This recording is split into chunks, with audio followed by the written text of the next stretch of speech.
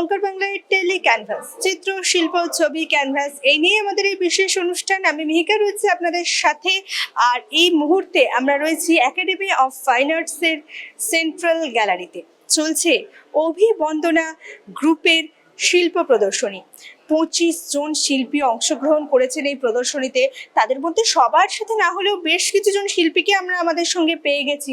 আর অতি অবশ্যই গ্রুপের মেন্টর, গ্রুপের ডিরেক্টররাও আমাদের সঙ্গে রয়েছেন। তাদের সবার সাথে কথা হবে, আড্ডা হবে, নতুন নতুন গল্প শোনা হবে। আর সব থেকে বড় কথা, এই যে 25 জন শিল্পী, তাদের প্রত্যেকের আলাদা আলাদা জনারের কাজ, আলাদা আলাদা প্যাটার্নের কাজ, আলাদা আলাদা চিন্তাভাবনা নিয়ে কাজ এবং আলাদা আলাদা মিডিয়ামের কাজ। সেই কাজের গল্প শুনবো, সেই কাজ তুলে ধরবো আপনাদের সামনে।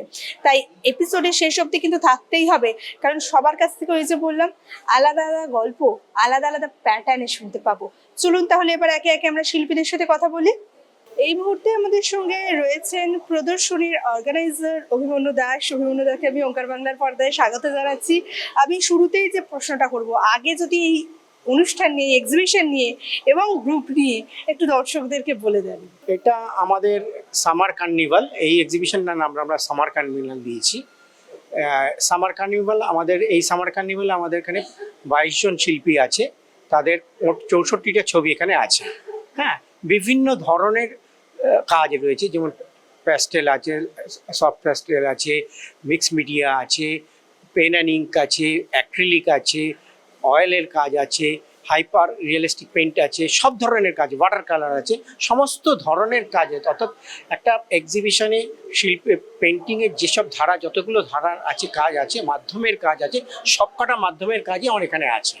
22 জন শিল্পীর 64টা শিল্পীদের সব ধরনের কাজই পাবেন। এবং আমার এখানে যারা শিল্পী, তারা প্রত্যেকেই প্রতিষ্ঠিত শিল্পী এবং প্রত্যেকেই খুব ভালো কাজ করছে তাদেরকে নিয়ে, এবং প্রত্যেকে খুব ট্যালেন্টেড শিল্পী। আগামী দিনে তাদের নাম অনেকের কাছেই চলে যাবে।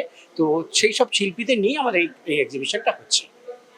এখনো অবধি একাডেমিতে এই এক্সিবিশনে দর্শকদের দিক থেকে রিয়াকশন কেমন? দর্শকদের দিক থেকে কিন্তু প্রচণ্ড ভালো রিয়াকশন। একাডেমি তো একটা শ্রেণীর লোকই আসে ছবি দেখতে, যারা ছবি পছন্দ করে সেরকম ধরনের লোকই আসে, এবং সেই হিসেবে এখানে প্রচুর লোক এসছে বা প্রচুর দর্শক, এবং বিভিন্ন দর্শক বিভিন্ন ধরনের ছবির প্রতি কোয়ারি করছে।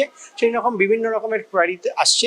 এবং আমার সৌভাগ্যবশত আজকেই আমার একটা ছবি বিক্রি হয়েছে, এবং সেটা যথেষ্ট ভালো দামে বিক্রি হয়েছে। সেই ছবিটা দিল্লি চলে যাচ্ছে, আমাকে রাত্রিবেলা প্যাকিং করে তাকে দেখে হোটেলে পৌঁছে দিতে হবে। আর সকালেই সেটা ফাইনাল করে গেছেন, টাকা পয়সাও দিয়ে গেছেন, দিল্লি যাচ্ছেন, এবং সেটা যথেষ্ট ভালো দামে।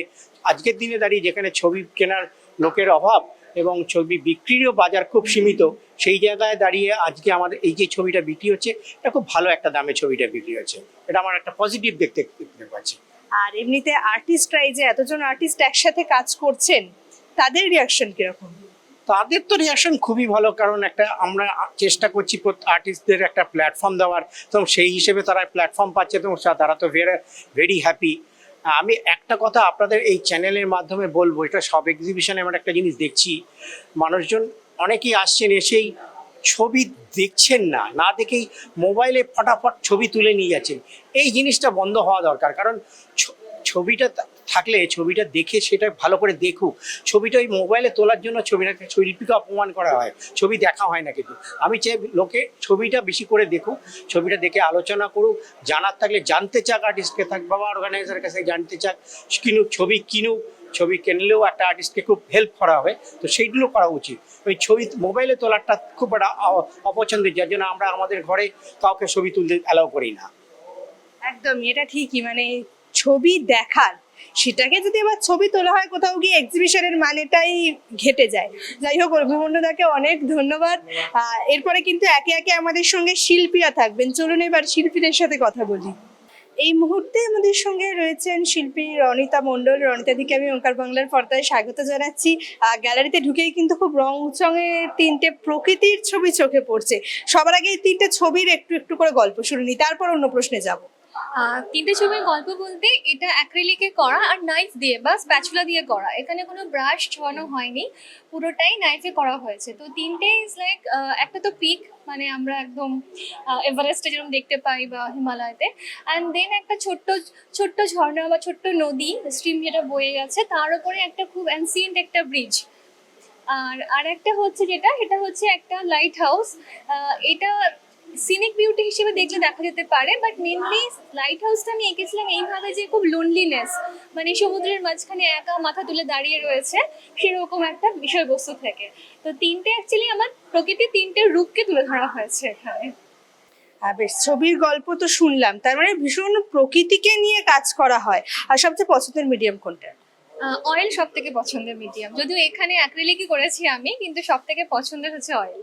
এই যে শুধুমাত্র প্রকৃতিকে বেছে নেওয়ার পেছনে ছবির টপিক হিসাবে বারবার কোনো বিশেষ কারণ? না, সেরকম কোনো কারণ নয়।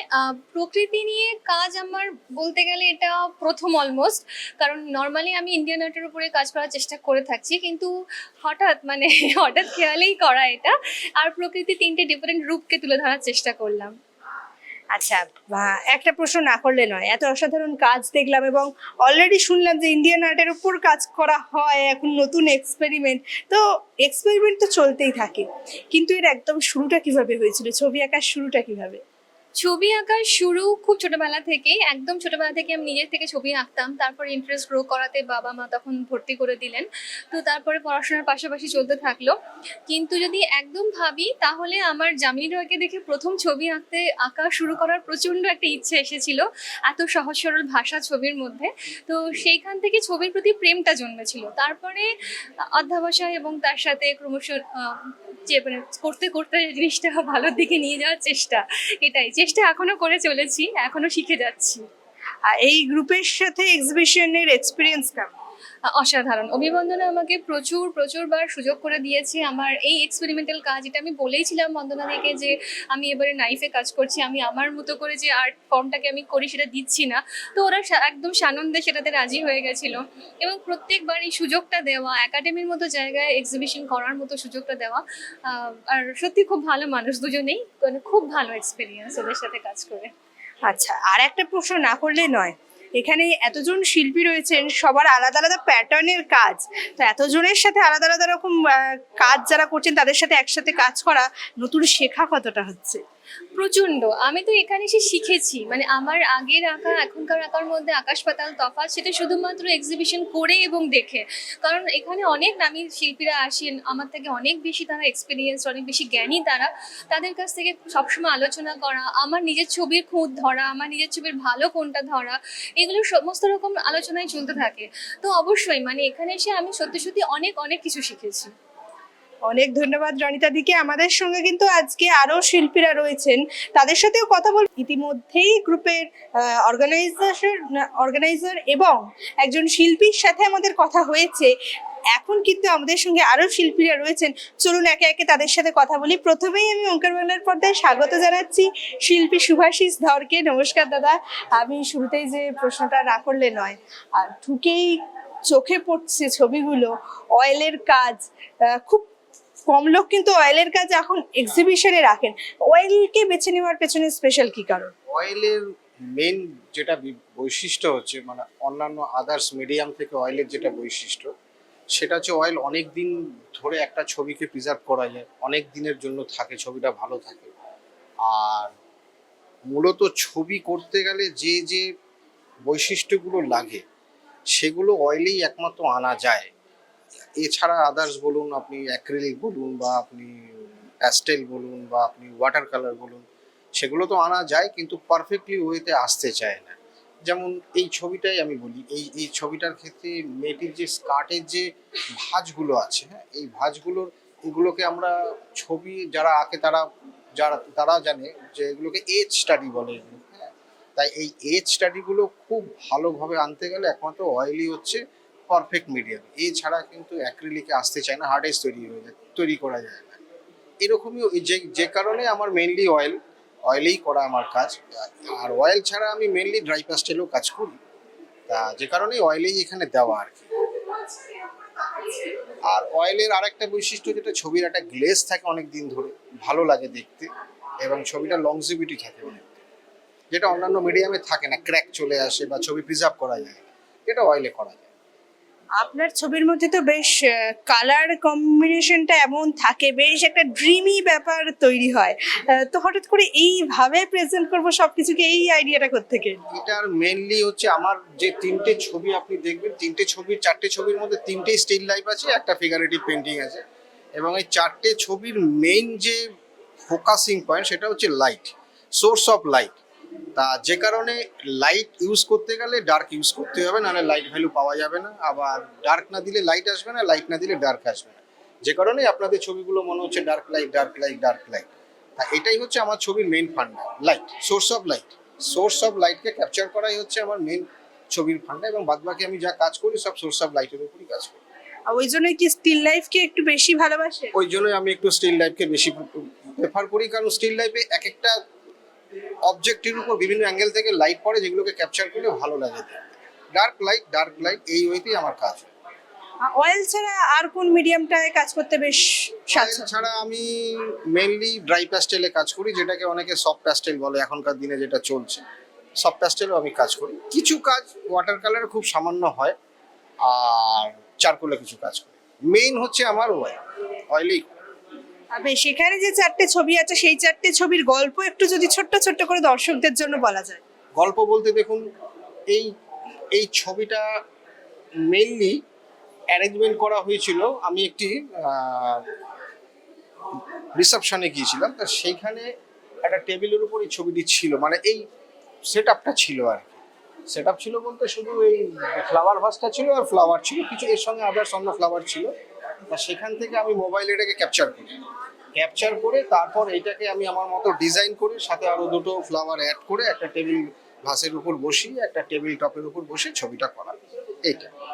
আর এইটা হচ্ছে মেইনলি আমি বলি, এই ছবিটার যে মেইন মানে যার মানে এটা বলতে পারেন একটা কপি ওয়ার্ক, আমি যেটা বলতে চাই।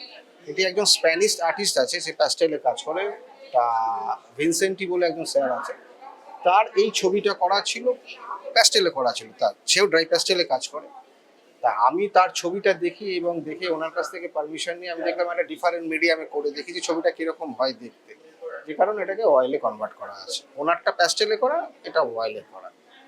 এই ছবিটা কিন্তু প্রকৃতিকে একটা অদ্ভুত ড্রিমি ভাবে দেখানো। এটা ওই আপনার ফিগারেটিভ পেন্টিং এর সঙ্গে ল্যান্ডস্কেপকে দুটোকে একসাথে মার্জিং করে ছবিটা এসছে।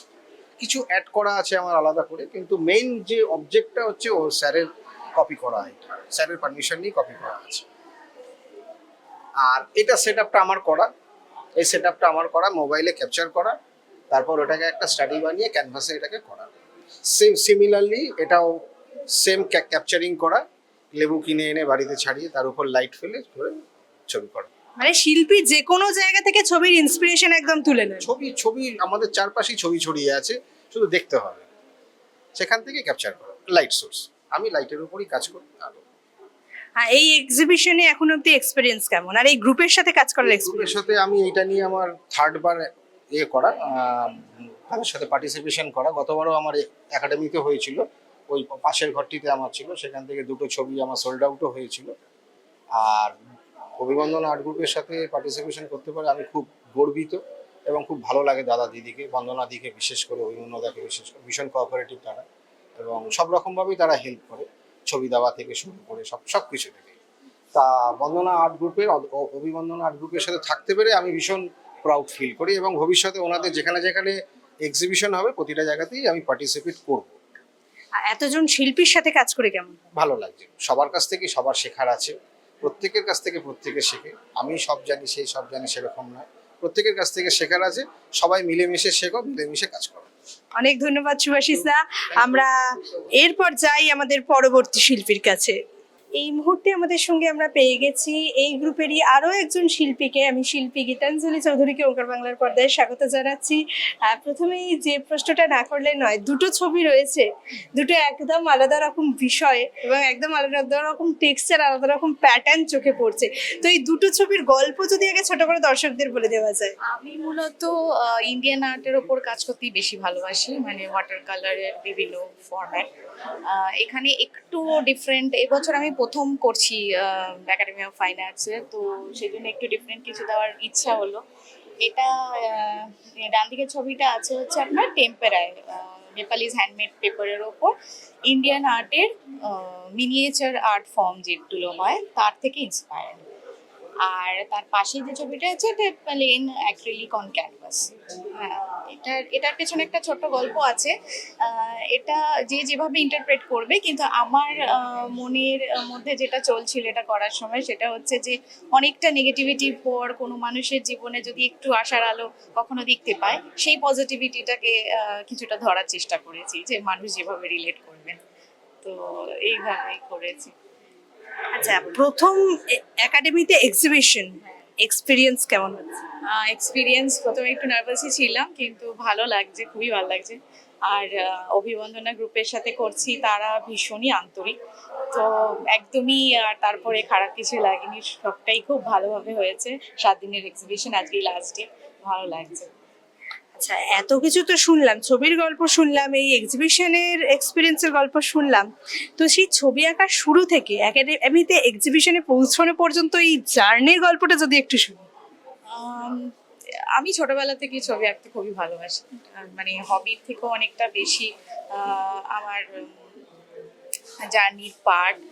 কিন্তু কোভিডের পর থেকে এটা আরো বেশি করে আমি করা শুরু করি, মানে এটাকে প্রফেশন হিসেবে নেওয়া শুরু করি।